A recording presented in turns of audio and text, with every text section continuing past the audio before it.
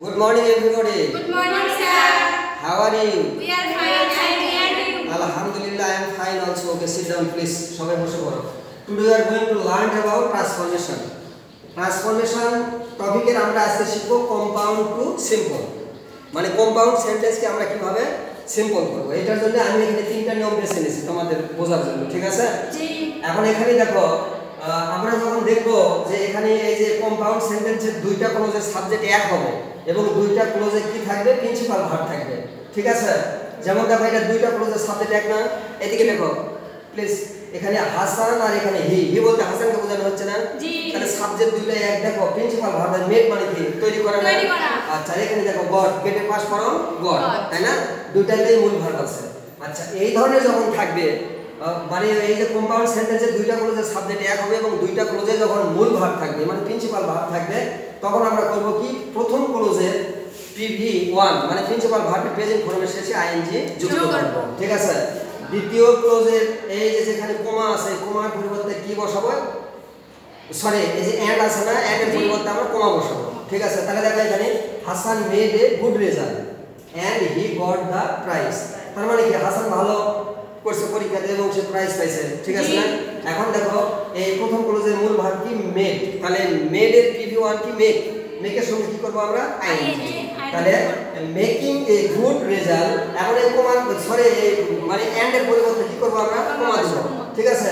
দ্বিতীয় ক্লোজের সাবজেক্টের জায়গায় প্রথম ক্লোজের সাবজেক্ট কি হাসান, এই যে এখানে হাসান আছে, আর দ্বিতীয় ক্লোজের বাদ বাকি সবকিছু ঠিক থাকবে। আচ্ছা, এখন এর পরেরটা দেখো, এইটা হবে দুইটা ক্লোজের সাবজেক্ট এখানে হবে তোমার এক অথবা ভিন্ন, দুইটা ক্লোজের সাবজেক্ট এখানে কি হবে ভিন্ন হবে এবং প্রথম ক্লোজ দ্বারা, ঠিক আছে, অথবা ঠিক আছে প্রথম ক্লোজ দ্বারা কি বোঝাবে কারণ বোঝাবে, কারণও বোঝাতে পারে অথবা বি ভার্ব ব্যবহারও থাকতে পারে।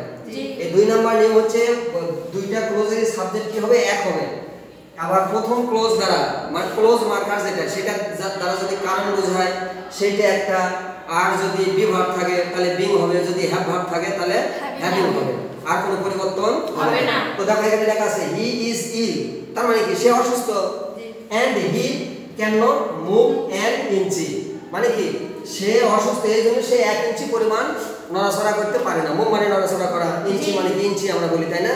তাহলে এটা প্রথম ক্লোজ দ্বারা কারণ বোঝাচ্ছে না, তাহলে কারণ বোঝালে আমরা কি করব বিকজ অফ, ঠিক আছে? তাহলে এই যে দেখো বিকজ অফ ব্যবহার করছি। এখন এই যে সাবজেক্টের পজিটিভ কেস, হির পজিটিভ কেস কি হিজ না, তাহলে বিকজ অফ হিজ। এখন এই যে এখানে কি আছে বি ভার্ব আছে, বি ভার্ব থাকলে আমরা বিং যোগ করব, এই যে being, because of his being small, ঠিক আছে? তারপরে দ্বিতীয় ক্লোজের জায়গা প্রথম ক্লোজের সাবজেক্ট আসবে, হির পরিবর্তে কি হবে হি, হি ঠিকই আছে, তাই না? তারপরে দ্বিতীয় ক্লোজে যা আছে সব লিখবো আমরা এই এন্ডের জায়গা, সরি এন্ডের জায়গা কি দিব আমরা কমা দেব, বাস। আচ্ছা, 3 নাম্বারটা দেখো, এটাতে 3 নাম্বার যেটা নিয়ম, এটা বার্ড যুক্ত। যদি বার্ড যুক্ত হয় তাহলে বার্ডের পরিবর্তে আমরা ইন স্পাইট অফ ব্যবহার করব, ঠিক আছে? আর ওই যে সাবজেক্টের পজিটিভ কেস সেটা তো আমরা জানি, ঠিক আছে? যেমন দেখো হি ইজ ইল, সে অসুস্থ, but he can not run fast, মানে সে অসুস্থতার কারণে কি করতে পারতেছে না, দ্রুত দৌড়াতে পারতেছে না, তাই না?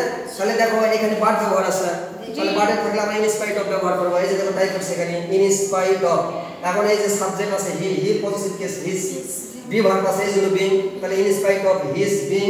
এখন এই বার্ডের পরিবর্তে কি দেব কমা দেব, দিয়ে দ্বিতীয় ক্লোজের সাবজেক্টের জায়গায় প্রথম ক্লোজের সাবজেক্ট আসবে, তাই না? এই যে হি ক্যান নট রান ফাস্ট, ঠিক আছে? আচ্ছা, পরেরটা দেখো, এটা অর যুক্ত। এটা কি অর যুক্ত কম্পাউন্ড সেন্টেন্স। অর যুক্ত থাকলে আমরা অরের পরিবর্তে উইদাউট ব্যবহার করব, ঠিক আছে? যেমন দেখো উদাহরণ without work hard, without work hard, ঠিক আছে? তারপর অরের পরিবর্তে কি দেব কমা দেব, তারপরে কি এই যে সাবজেক্ট যেটা আছে দ্বিতীয় ক্লোজ যেটা আছে সেটা আমরা মানে ডাইরেক্ট বসে দেব, তাই না? You will not prosper in life, ঠিক আছে? তাহলে এখানে দেখো কম্পাউন্ড টু সিম্পল, অর্থাৎ কম্পাউন্ডকে যখন আমরা সিম্পল করব তখন কয়েকটা জিনিস লক্ষ্য করতে হবে। কি একটা মানে প্রথম নিয়ম যেটা সেটা হচ্ছে দুইটা ক্লোজের সাবজেক্ট এক থাকবে এবং দুইটা ক্লোজের মূল ভার্ব থাকবে। পরেরটা হচ্ছে দুইটা ক্লোজের সাবজেক্ট এক থাকবে এবং প্রথম ক্লোজ দ্বারা কারণ বোঝাতে পারে, বি ভার্ব থাকতে পারে, হ্যাভ ভার্ব থাকতে পারে। কারণ বোঝালে বিকজ অফ ব্যবহার করব আমরা, আর যদি তাহলে বি ভার্ব থাকে বিং, হ্যাভ ভার্ব থাকলে হ্যাভিং, ঠিক আছে?